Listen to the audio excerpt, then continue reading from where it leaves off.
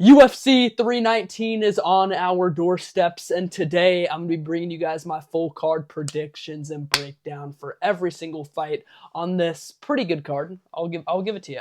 Pretty freaking good card. There's some good prelims on here. The main card has got some pretty good fights on there, and then an amazing main event. There were a couple short notice fights put together that made this card a whole lot better. It was not looking good at first, but this card, UFC 319, is very, very stacked. I'm excited to cover it for you guys today. I'm going to give you guys my full card predictions and breakdown for every single fight on this card. If you like the video, subscribe to my channel, and let's get into it. Kicking off this card for the early prelims, we got Idris taking on Geoff Morales, and Geoff Morales was previously in the UFC. He's 0-2, but he's now coming back, and he's making a resurgence here and making his debut a second time in the UFC against Idris. And Idris is making his first debut in the UFC.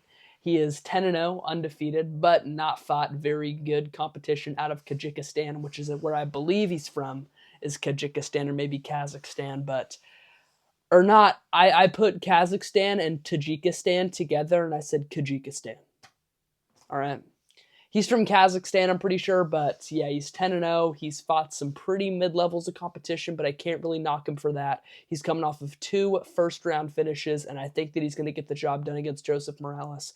Geoff Morales already proved once that he is not UFC caliber, and I'm not going to bank on him to repeat that. And I'm going to take Idris to continue his undefeated winning streak, and he's going to move on to 11-0 in the UFC. Moving up the card, we got Bryan Battle versus Nursultan Rizboyev, and Bloody Bryan Battle. He's an absolute marauder. Coming off of a loss. You know what? Yes. You know what? Yeah. Bryan Battle is coming off of a loss to Randy Brown. All right. He did not win that fight. Nobody thinks he did, though, so I'm not even going to spend time arguing with that. He's coming off of a loss to Randy Brown. Close fight, but he was holding on for dear life, and he definitely lost that fight. Before that, he was on a mean winning streak in the UFC. Beat some guys like Ange Loosa, Kevin Jousset. That's his best win, but still, he does have a few good wins in the UFC, and now he's going to be taking on Nursultan Rizboyev. Nursultan Rizboyev is coming off of a win. But before that, he's had a pretty mixed bag when it comes to his fights in the UFC. And his win is against Eric McConaughey, who is not that good. I'm going to be honest, not that good. So I do not think that Nursultan Rizboyev is going to be able to get this one done. He beat Dricus du Plessis, but it was by eye poke TKO. Not very impressive. He got handily beaten by Joaquin Buckley. He got beat by another guy, but I can't remember his name. He got beat badly, too, by him. I think Bryan Battle gets this one done. He has great volume boxing, kind of like a Max Holloway-esque boxing style where he works the jab a lot, lots of volume, not much heat on his shots. He doesn't have a lot of fat on his punches, not much meat on his punches, kind of like Jack Della Maddalena, the way Bryan Battle boxes, kind of like that Jack Della Maddalena type of feel. Nursultan Rizboyev, he loves the kicks, you know this. He carries a lot of power in his hands, but he's very rarely able to find the target. His grappling, although his last name ends in an EV, do not get fooled. His grappling is not that impressive, and if anything, he's going to be getting out-grappled in this fight, and I'm going to be taking Bryan Battle by a 30-27 unanimous decision. Moving up the card, we got Edson Barboza versus Drakkar Klose. Let's go! We got Edson Barboza! Edson Barboza! I think he wins. I think he beats Drakkar Klose. Listen to me. I don't think Edson Barboza wins that many fights in the UFC right now. There are not that many fights that I think Edson Barboza would win, and I think that he would lose to a lot of unranked guys. But this guy, Drakkar Klose, is not the type of guy to beat Edson Barboza. We know the problems in Edson Barboza's game as he's gotten older. He's not very durable, he gets wobbled easy, and his cardio doesn't hold up for 5 rounds. It holds up for a decently paced 3-round fight, but he usually is always slowing down in the third. Especially recently, like he looked gassed after 2 minutes against Lerone Murphy. It was very weird to watch him fight Lerone Murphy. He was like bobbling. He was, you know, where Edson Barboza, whenever Edson Barboza gets tired, he does like this like bounce. He's like bouncing a lot. That's how he was fighting. He was like all wiry and jittery. It was weird. I did not like that fight at Edson Barboza. But I do think he beats Drakkar Klose. Drakkar Klose is pretty good everywhere, but not that dominant anywhere. And I don't really think he has any ability to push a pace and break Edson or chin Edson on the feet or sub Edson on the ground. I don't really think Drakkar Klose has any obvious ways that he could win this fight. I don't think there really is any for him, and I think that Edson Barboza, if he keeps it on the feet, will beat him. And I think that his cardio is going to hold up for a 3-round fight. Drakkar Klose ain't going to push any crazy pace on Edson Barboza. I think Edson Barboza will easily get this victory. I think he'll handily beat Drakkar Klose by a 29-28 decision. Maybe he gasses out a little bit in the third and loses that last round. Moving up the card, we got Chase Hooper versus Alexander Hernandez. And I know that Chase Hooper did lose a lot in the beginning of his career when he was at featherweight, but we do not have to give this guy the same level of competition every time he fights. Chase Hooper just destroyed Jim Miller, and now you're giving him a step down from Jim Miller.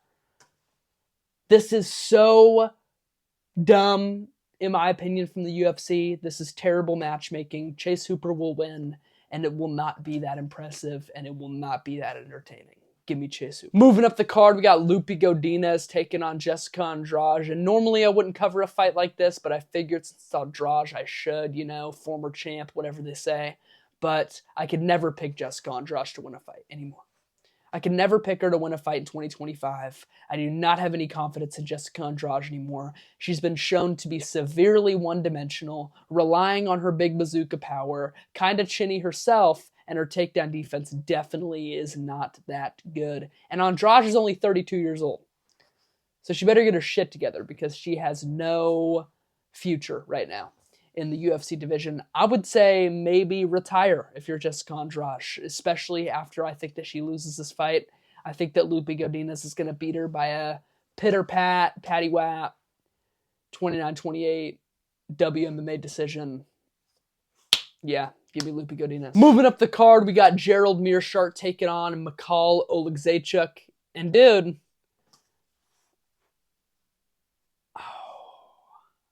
I'm picking GM3! I'm picking GM3! Give me Gerald. Dude, I think Gerald Meerschaert wins this fight. This is the fight that Meerschaert wins, dude. This is a fight that Meerschaert would win. Michal Oleksiejczuk, not super dominant in any area of the game. Not insanely dominant striking, not insanely dominant grappling. His cardio is not otherworldly. He will slow down in the third. He doesn't push any type of crazy pace where he could break GM3. His power, I don't think Michal is going to... I don't think he chins GM3 early. And if he's not going to finish GM3 early, his cardio's not anything we haven't seen before. I think Meerschaert subs this guy in round 3. This is a Gerald Meerschaert round 3 sub victim right here.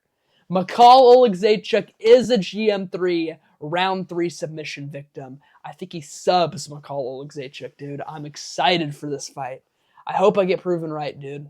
I'm taking GM3 by 3rd round submission. Please, Gerald Meerschaert, don't let me down. Moving up the card, we got Kai Asakura, and he's going to be taking on Tim Elliott. Tim Elliott is a tricky one. He's a real tricky customer.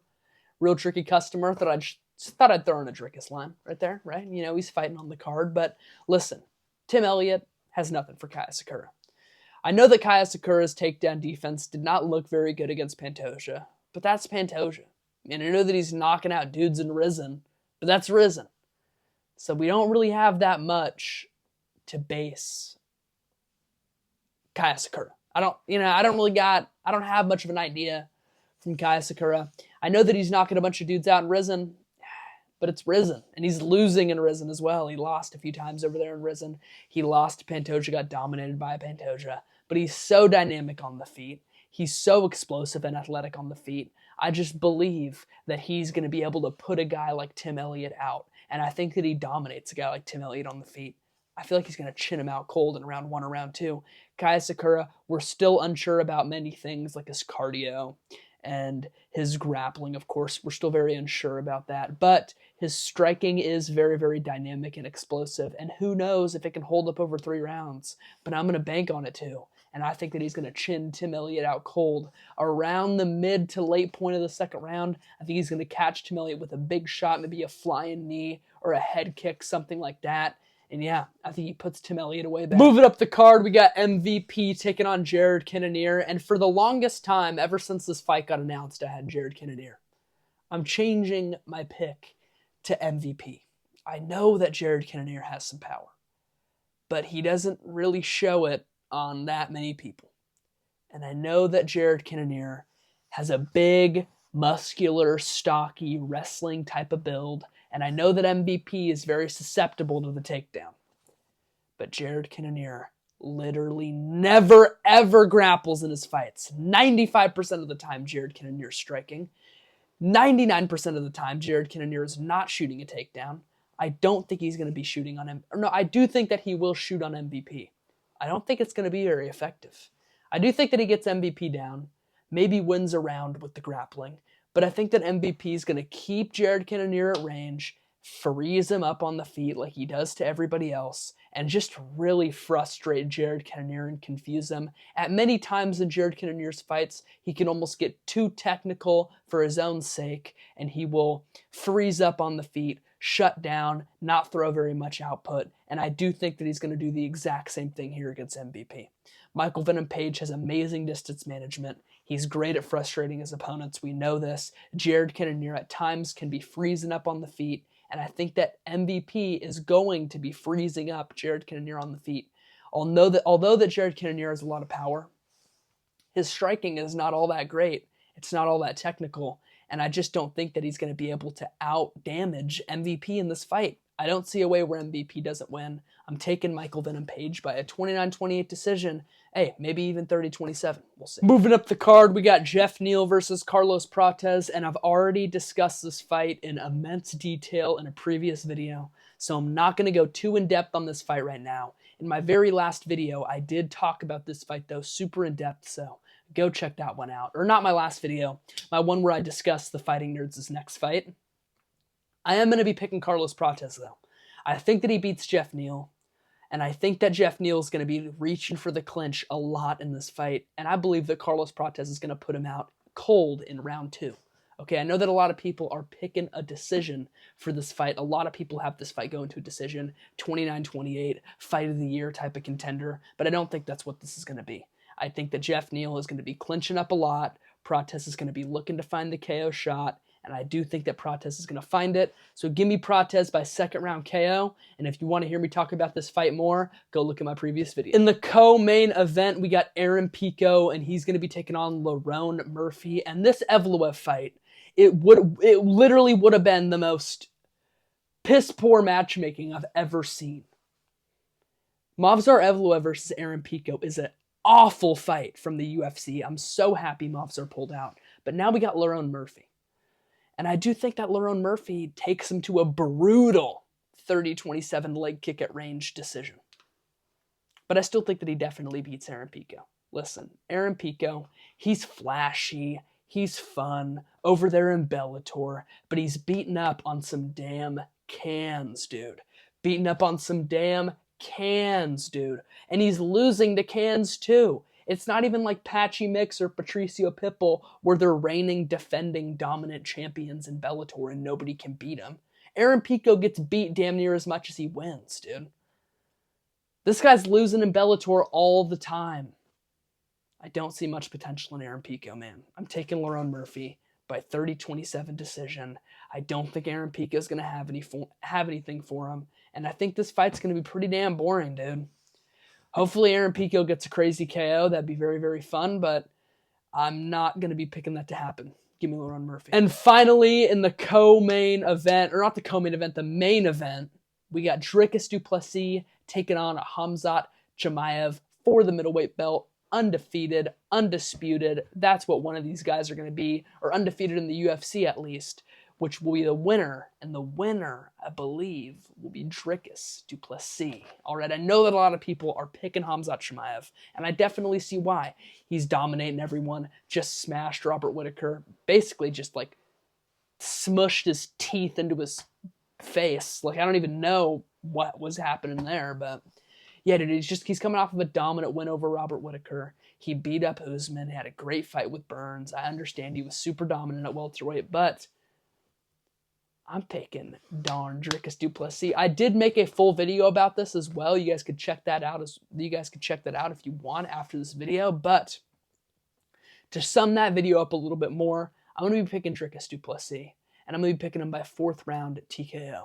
I think that Khamzat is going to gas out after the first round, and he's going to slow down immensely. And I think after the first round, Khamzat Chimaev's finishing potential goes down the drain. And I do not think that he's going to be able to beat Dricus du Plessis. His only hope is a submission in the first round. And although it is tempting to pick, it is very, very tempting to pick because it very likely could happen. But I don't think that it will. I'm going to be taking Dricus du Plessis. Dricus has that championship warrior spirit, that grit, that championship mentality. Dricus is a great boxer. We know that his takedowns are efficient, but I don't think that he's going to be out-grappling Khamzat in this fight. But his cardio will be the difference, in my opinion. I think Dricus du Plessis is going to be able to keep pressuring and keep having that danger factor throughout the fight as Khamzat's dangerous factor leaves after that first round. After that first round, Khamzat's not that much danger to Dricus du Plessis, but Dricus du Plessis, although in that first round might be a little less dangerous than Khamzat, will be able to keep his danger throughout the fight. And I think that he's going to keep Khamzat on his heels the whole time after that first round. And I do think that Dricus du Plessis is going to get this done. And still, South Africa is going to be keeping their belt. If you guys like this video, subscribe to my channel. Thank you guys again for 200 subscribers. That means a lot. And yeah, who's with me?